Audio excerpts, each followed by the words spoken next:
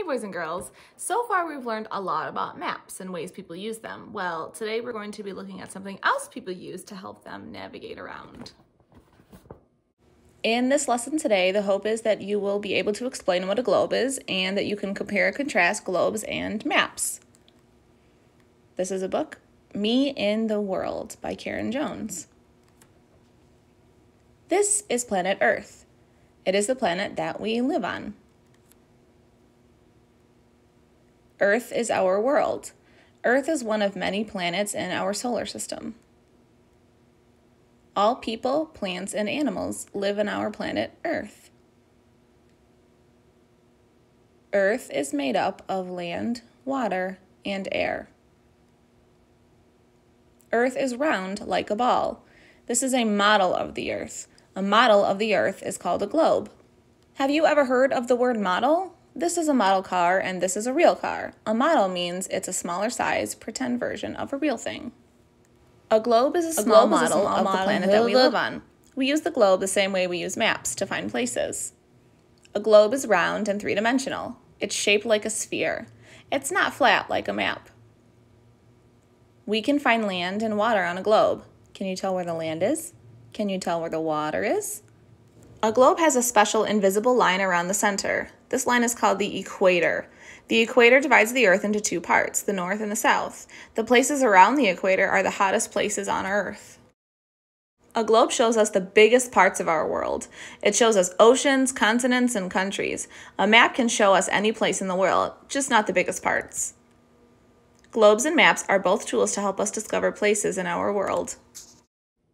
So behind me, you see that I drew a Venn diagram. A Venn diagram is a diagram that has circles that overlap so you can compare two or more things. So on this piece of paper, it says maps, this says globes, and this says both. So I'm going to look at a variety of sentences I have with tape on the other side and decide where that sentence should go. Does it belong in the map section right here? Does it belong in the globe section, or is it something that both maps and globes have? The first sentence says, shows land and water. Now, what do you think? Maps, globes, or both? If you said both, you are right. Shows us oceans, continents, and countries. That's kind of the same thing as this piece of paper, right? Land and water. Oceans, continents, and countries. Both. Can be a drawing or electronic. It's gonna be hard to get something that's three-dimensional to be electronic. So I'm thinking that this is going to be just a map. Can show us any place in the world. I think that would be both, don't you think? Maybe a map can be just part of the world, like just the United States. But you can have a map that is the entire world. So this is both. A model of the whole Earth. So this one's kind of maybe debatable, and if we were in class together, I'd love to hear your opinion on this, but I'm gonna go with just a globe for this one because yes, a map can show you all the different countries and water, but you're not gonna get a model, a miniature version of Earth on a map because Earth is round. So I'm gonna put it over there by the globes. Shows important places like hospitals and airports.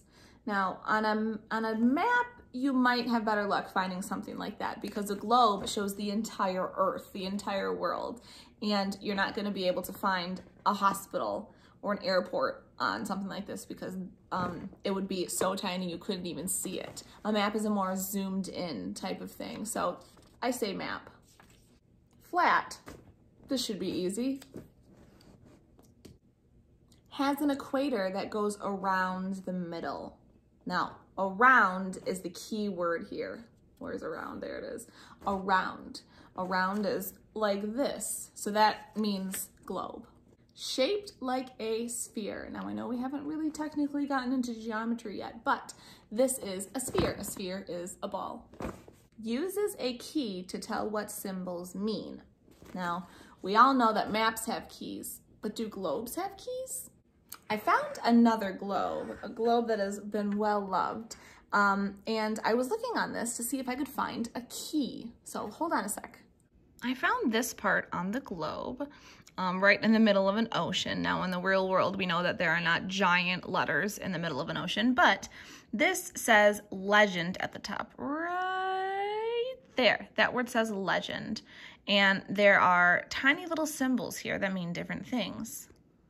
Take a look at these symbols. I'm going to try very hard to keep my camera still. The top squiggly line with little lines sticking out of it means a canal. The one that looks like a bunch of little rocks, that means a wetland. The triangle means a mountain peak. So every time you see one of those triangles on the map, that means it's a mountaintop.